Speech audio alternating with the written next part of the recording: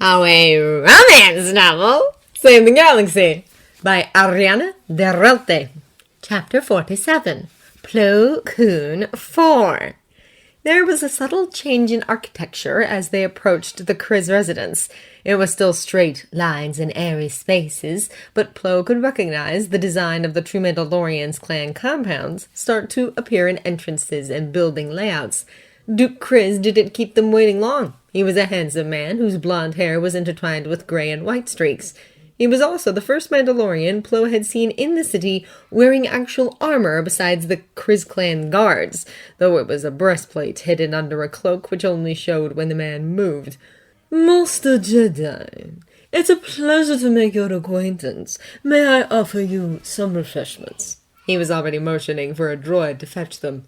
"We're fine. I'm Master Plo Koon, and this is Master Fei. We are investigating the disappearance of new Mandalorian children from Sundari.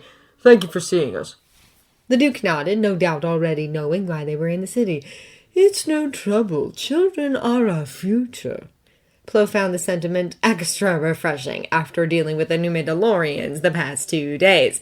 Unfortunately, the Duke wasn't of much help information-wise. He definitely believed that it was Death Watch targeting the more defenseless new Mandalorian children. He had 2 daughters who apparently never left the clan compound without an escort, even if they were just walking to school. The Duke did suggest they check the lower entrances to the city, saying it was an area where money talked. Faye decided to head to the bars and cantinas in the area like she had done the night before, while Plo stayed behind. The Duke politely offered them both accommodation for the evening.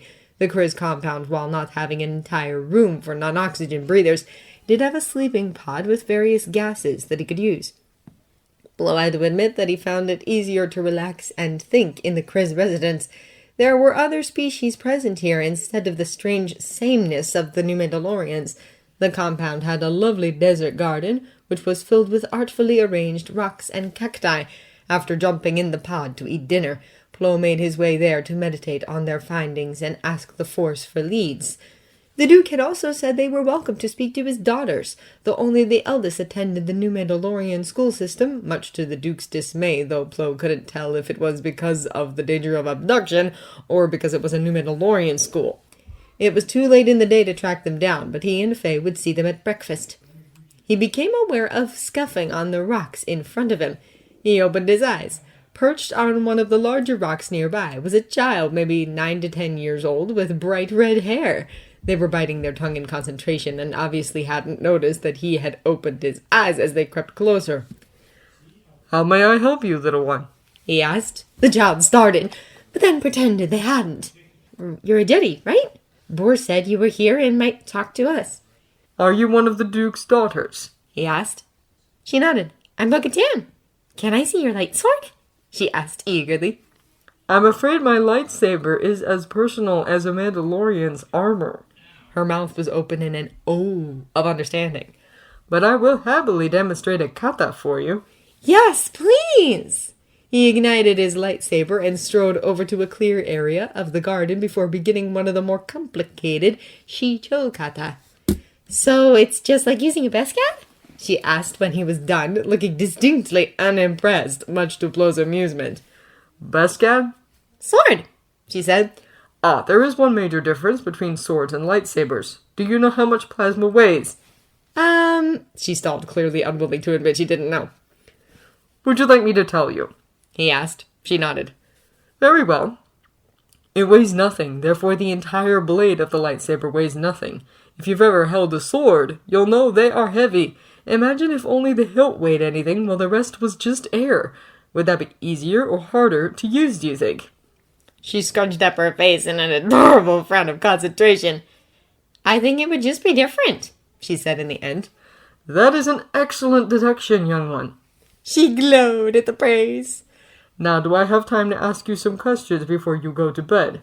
"My bedtime isn't for another hour. I'm not a baby." "I wasn't implying you were," said Plo, keeping his voice mild. "Would you happen to have any friends who were new Mandalorians?" "There's Miri and Larne and Tyreen." She counted off on her fingers. "We meet in the plazas to play games." "Have you or they heard anything about the missing children?" "Which ones?" Because some of them leave because being a new Mando is boring or their parents don't care about them. That was a rather sad thing to hear talked about so casually. I'm referring to the ones who aren't leaving voluntarily. We visited the schools and homes of the rich new Mandalorian children who went missing, but there are many more names on our list. You could always check the NASA school, said Bo-Katan, voice dripping with disdain. Bo-Katan? You shouldn't use such words! The preteen, or maybe teenager, approaching had ash blonde hair and a face very similar to the Duke's. This must be the eldest daughter, Satine. Bo-Katan scoffed. You don't even speak Mando anymore. How do you even know what it means? If it's a language only used for violence, then it doesn't deserve to be spoken anymore, Satine said, just as heated. She was obviously quoting someone. I'm sure Satine does still know the language, Plo interjected. For all Satine was suggesting following the pacifistic ways of the new Mandalorians, she seemed ready to brawl with her sister at any moment. Perhaps she could explain to me what landslide means and why it's rude? Satine immediately pushed her anger down behind a facade while Bo-Katan just rolled her eyes. Its simple meaning is nobody, Master Jedi, but its implied meaning is that they have no name or clan or family or culture. And this is the nickname for this school? Asked Plo, directing the question at Bo-Katan. Yeah, it's like an Ossex school filled with Asade. It's where the new Mando Dekude throw all the kids they don't want. They're not idiots, cried Satine. Bo-Katan crossed her arms. I'm just repeating what Burr calls them. Am I right in thinking this school contains the children who don't fit the new Mandalorian ideal looks? Children with darker or different colored skin, or with non-human traits? Both nodded. And does your father know about this school? If so, he had neglected to tell them earlier in the day, since it did seem a prime location to look. I don't know, admitted Satine. Bo-Katan scowled. It's got a normal, boring name I can't remember. Not sure why Boar would know about it, but the kids I play with do. Very well. That is indeed an excellent lead. Thank you for the suggestion, Bo-Katan, said Plo gravely. The girl flushed the same color as her hair. Thank you for showing me your lightsaber, she mumbled before scampering away, her embarrassment lingering behind her. And thank you for the clarification, Satine. He paused for a moment, wondering if he should say more. The Force urged him onwards. I only just arrived on this planet a few days ago, so I wonder if you would answer a few of my questions? Of course, said Satine with a polite smile. Would you explain to me how the Mandalorian language is inherently violent? It has words that are only used for violence. So does Galactic Standard. How is Mandoa any different? Finally, she lit upon an argument. The worst insult you can give in Mandoa is to call someone a coward. That wouldn't be the case if the opposite were praised. It's a glorification of violence. I thought the worst insult was to call someone a Damanda, a no longer Mandalorian. Or so the Mandalorian's dilemma had said. And some of the bravest people I know aren't warriors. She stared at him, radiating embarrassment, though she was not prone to blushing like her sister. We have several different words for stabbing people with various weapons, she insisted, ignoring his argument. That is very similar to standard, then. To spear someone is to attack them with a spear, while someone is knifed or spiked with those respective weapons. She paused for a long moment. My aunt says it's an ugly language, spoken only by brutes and killers. She finally said, so it was her aunt she had been quoting earlier. That's your aunt's opinion. What is yours, Satine? She was silent. Plo could tell her mind was racing, but he doubted her aunt had justified her prejudices to her niece. I don't know, she said softly, a thoughtful look on her face. I will leave you to consider it then, he said. She was an intelligent and passionate young woman, so he had faith she would reconsider some of the new Mandalorian prejudices. In the meantime, he needed to find Luke Kriz and see if they could figure out which of the schools was the Nasadi school. The next morning, Plo was sipping at some shig while the Kriz family members in residence ate breakfast. This included the Duke and his daughters, as well as several others from their clan, though no new Mandalorian aunt, thankfully. Faye had seemingly forgotten to eat the night before, so she was wolfing down a truly astonishing amount of bread and Nuna eggs. She telepathically briefed him on her results from the night spent in the lower parts of the city while she ate. The Duke had been correct that with enough bribes applied in the right places, you could pretty much smuggle whatever goods or people you wanted in and out of the city. The police were running a sting operation down there, but it was apparently only focused on discovering who was smuggling out Kalevalan fabrics. Faye had found several who remembered seeing Mandalorians in armor entering and leaving the city, sometimes even with children, but that was hardly an unusual sight in the lower parts of the city. Nobody could remember children struggling, or even being upset they were leaving. If this Nasade school tip didn't pan out, they might end up having to stake out the lower levels and simply wait for the next Death Watch attempt at abduction, though it didn't sit well with Plo to wait that long, or use the children of the city as bait. So, you'll be going to the Sundari Harmony School today? Asked the Duke. It had taken him a while to figure out which school his children meant by Nasade school the night before. Yes, Duke Chris, said Plo. Thank you for providing a map. All the schools they had visited the day before were near the top of the city in bright, airy spaces.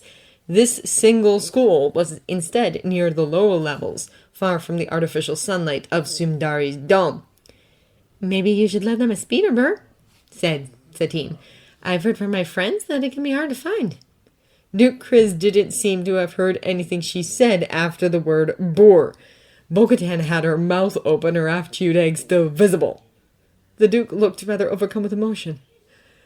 They can have anything they want, Satika, he said warmly. Breakfast wrapped up quickly after that. Plo and Faye wanted to head out as quickly as possible, so they were nearing the exit to the Kriz clan compound when the Duke caught up with them. I meant what I said to Satine. You can have a speeder or even a guide if you need one, he said. Thank you for the kind offer, said Plo, but I don't think we'll need one. The school seemed to be about an hour away on foot at the most. The Duke reached out to clasp his hand firmly before handing him a piece of flimsy. This is my comm code. Thank you for talking to Satine. If you need anything at all, please call me. The Duke was staring deeply into his eyes while radiating a lot of romantic interest. Faye's face was perfectly blank while she laughed in Plo's head. I will keep that in mind, Duke Chris. Other night, please. When your mission is over, perhaps we can share a calf somewhere, he asked hopefully.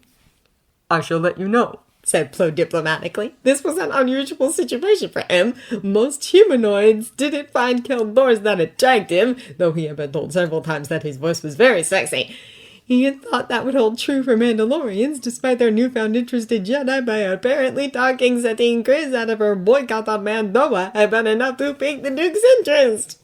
They bowed and took their leave, Faye's laughter echoing mentally between them. It's not that funny, he said after her amusement didn't seem to be dying down after several minutes. She smirked at him.